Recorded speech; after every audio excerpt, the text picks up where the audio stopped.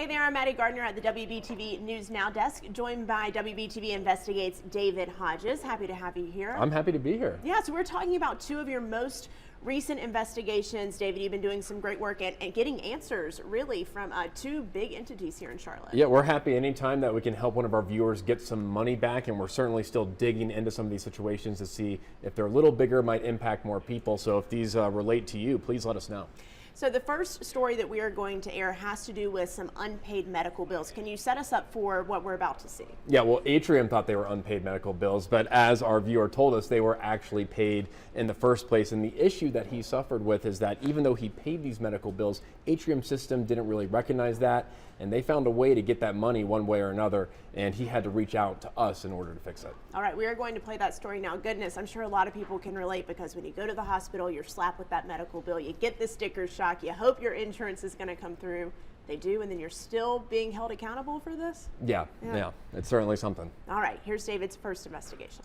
Jim Mayhew's journey with Atrium started with a spell of dizziness 2 years ago. My daughter came and said she was going to take me to the doctor. And the doctor said, take him to the emergency room.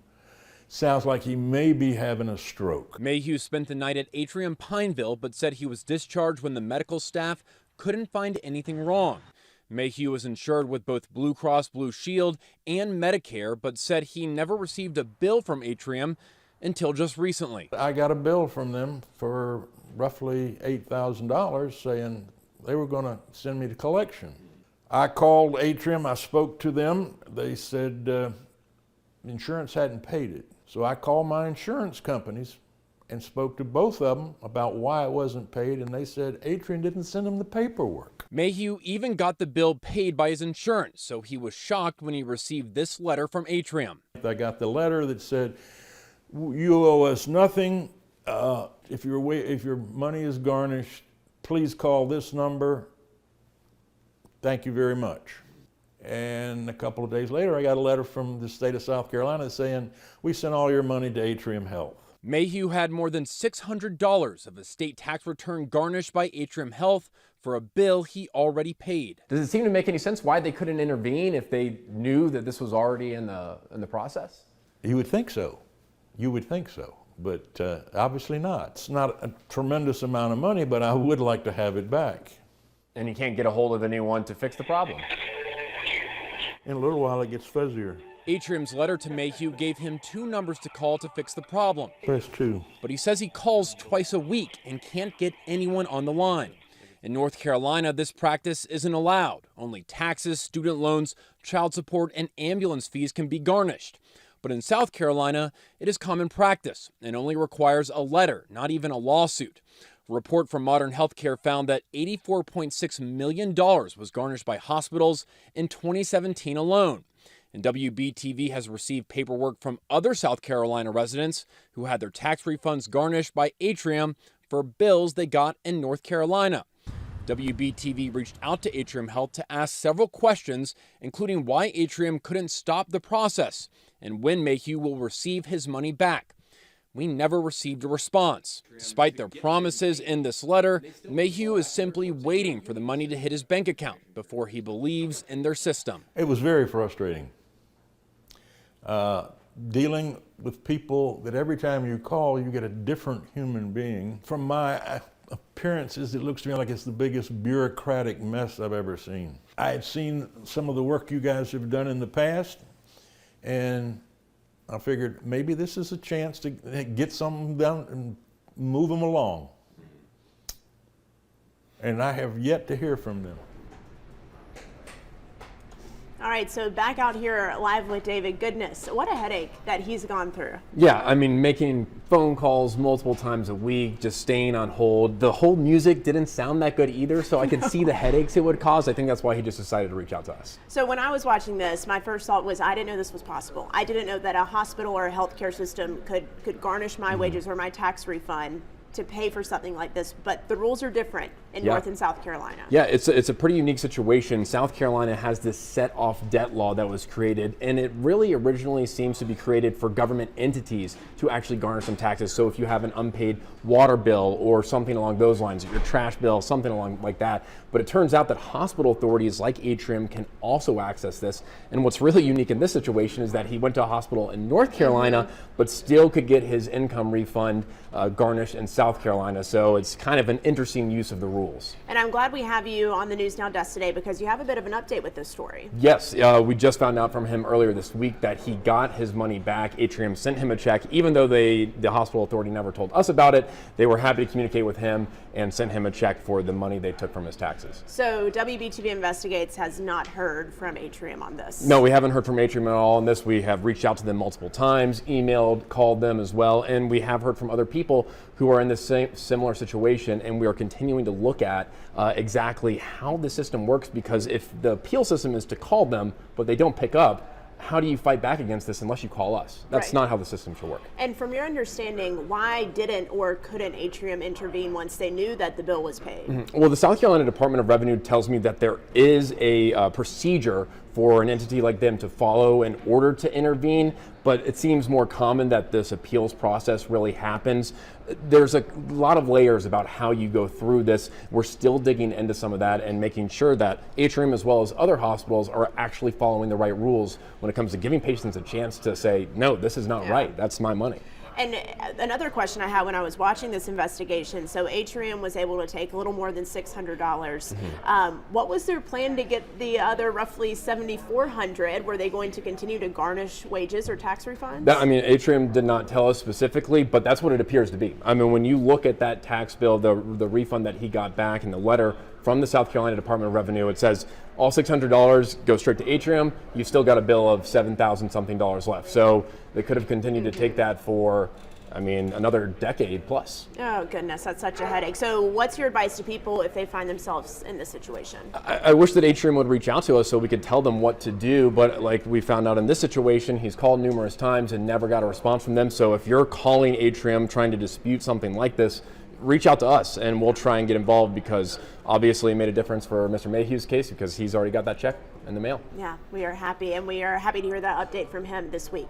All right, switching to your next investigation that you aired this week, something with the Charlotte Fire Department, some lawsuits filed against the department. What's going on there? Yeah, we've obviously been hearing from Charlotte firefighters for a while about issues of what they believe are discrimination or retaliation. We ended up hearing about this one firefighter story that we think is just very unique and kind of encapsulates some of the issues they say is going on in the fire department. Appears to be a very minor situation, but then turns into a major investigation. All right, we are going to play that investigation now, but stick around. We're going to ask David some questions about this one after. And I was just trembling, physically trembling and shaking. Sylvia Smith-Pfeiffer is talking about the stress she felt during a 4-hour interrogation with an investigator hired by the city of Charlotte. It's caused me medical problems that my doctor is really concerned about. The investigation was prompted by disciplinary action filed against Smith-Pfeiffer that stems from a promotion ceremony last November, where Smith-Pfeiffer was officially pinned as a battalion chief. She wanted her mother to put on her new pin. After her boss turned down the request, she asked if Charlotte's first black female firefighter, Linda Lockhart, could pin her instead. Next for Battalion Chief, we have Sylvia Smith-Pfeiffer. But she said just 5 minutes before the ceremony, she was told that request was denied too. She was told the chief would pin her. When my turn came, I asked him really nice. I whispered to him, I said, "Excuse me, could you please place it in my hand?" And he was like, "No, but I have to pin you." And he started coming towards me, and I just held his hand up, and I said, "Please, just place it in my hand." 1 week later, she said her division chief handed her a write-up for conduct unbecoming during the ceremony. I have a pending Class A offense on me where I will be suspended. That's the minimum.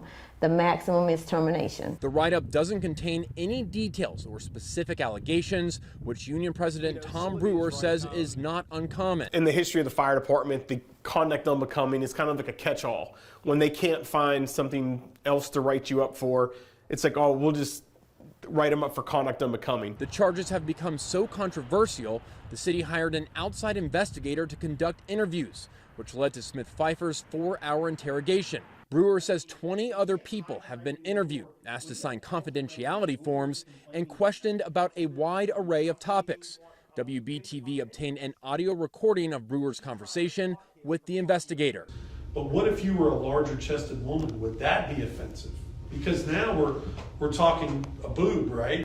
I understand that a very certain member of the command staff up on the stage was very upset. He thought it was very disrespectful. Something very minor happened. Let's call it Incredibly minor. So we agree this was a very minor incident. He says that, yeah, it's like someone got their feelings hurt, so they wrote you up over this, and here we are 5 months later, no report, we're still investigating it, and we're investigating a policy that doesn't exist. These are the tactics and the antics of the Charlotte Fire Department. These are the things that they do to manipulate people, to intimidate people, to bully people. Smith Pfeiffer is one of half a dozen firefighters who have sued the city, claiming the fire department has either discriminated or retaliated against firefighters in similar situations. Brewer and Smith Pfeiffer say they have taken these issues to city leadership, including city manager Marcus Jones. There's no accountability at the top. The city manager is also the fire chief's boss, and all of this stuff is going on, and he's doing nothing. Does it feel to you like your boss can get away with this because the people at the top just don't care or aren't paying attention? It's not that they don't care, they just choose not to get involved. WBTV reached out to Fire Chief Reginald Johnson, City Manager Marcus Jones, and HR Director Sheila Simpson to ask about Smith Pfeiffer's investigation and the larger workplace issues outlined in the lawsuits against the city. In an email, City Attorney Patrick Baker responded, writing, quote, "These claims relate directly to matters pending before the courts and/or administrative agencies. In the interest of fairness to all parties involved, I believe it to be inappropriate to engage in public commentary regarding those matters outside of the established administrative and judicial processes." We love this city, and we think it could be so much more. I feel like if I wasn't here, standing right here in his presence, then they would just wipe me off the face of the fire department. All right, David, a lot of information there, a lot of moving parts. My first question, though, is Smith Pfeiffer still with the Charlotte Fire Department? Yeah, she's still the Charlotte Fire Department. In fact, her attorney called me on Monday and said that she was called in for a random drug screening the same day that our story aired. So we definitely know she's still working there. In addition to that, when she came back to work from having some medical stress related to this, she was actually taken off the truck for a while because she missed a physical. That was the same day as that interrogation. So she just feels there's a lot going on that has put her in a position to fail, essentially. Yeah. So she still feels like this is a toxic work environment filled with retaliation and perhaps intimidation? Yeah, she feels it's been going on since this original situation and hasn't stopped. So why wasn't her mother or Linda Lockhart allowed to put that pin on her in the ceremony? She was given a couple different mixed messages about why that was the case. Ultimately, what she was told and what some other people have been told is that there's a policy on who actually can pin you. But Tom Brewer, the union president at the Charlotte Firefighter Association, says that it's not uncommon to have other people, family members, pin you or other firefighters. And in fact, Smith Pfeiffer says that she has had someone else pin her before. So it's kind of up in the air about what this is really about. Yeah, that was my next question. Have other people been allowed to place the pin on promoted firefighters? So it sounds like yes. Yeah, as far as I understand, that's definitely the case. What is really interesting about has this happened before is what really stuck out to us is this complaint. If you look at the complaint filed against her, it asks specifically, write down all the allegations. What are the details of exactly what happened? It really doesn't contain anything underneath that. So when we talk about how you're held to a standard at the Charlotte Fire Department or anywhere else in the city, it just seems very unusual to have a very bare bones complaint like that. And then an investigation in which 20 people are interviewed, you're interviewed for 4 hours, and you're still trying to figure out what's going on. Right. So it sounds like Smith Pfeiffer, her attorney, they're saying that this was a very minor incident. You heard that in the recorded conversation with the investigator. They both said this is very minor, but the action against her seems pretty major. That's what they're saying. Yeah, and from what I'm told, it's not too uncommon for the city's Human Resources Department to hire these outside third-party investigators to do this type of investigation.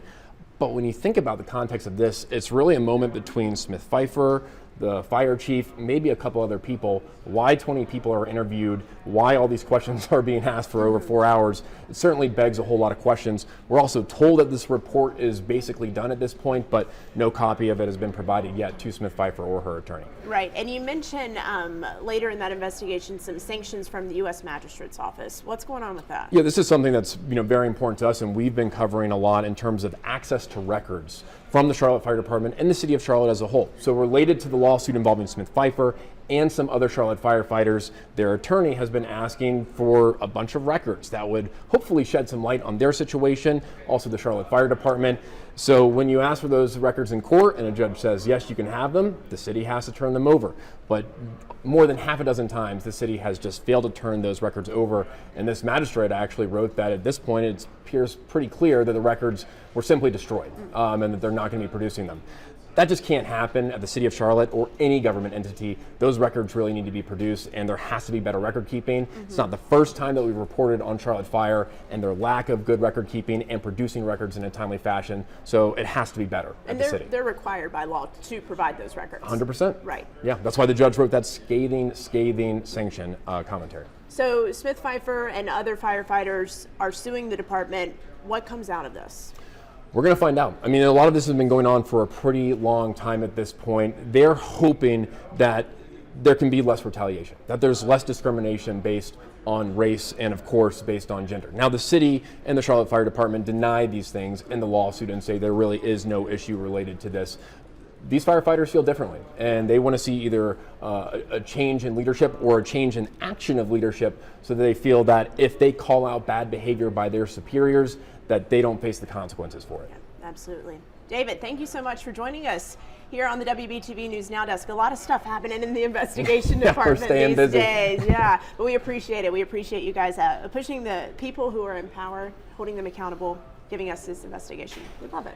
And thanks for joining us to talk about it today. Anything else we've missed? Oh, there's always stuff going on. We're talking with, we're actually going to talk with Jim Mayhew about the Atrium situation just later today, so you can expect more on that. And we're just following up on all these stories and many, many other situations. Perfect. So. I'll put your Twitter handle here at the bottom of the screen if you want to follow along on all of David's reporting. He's very active on Twitter, so you'll get to follow all of that. Thank you again. We appreciate it. Yeah, happy to be here.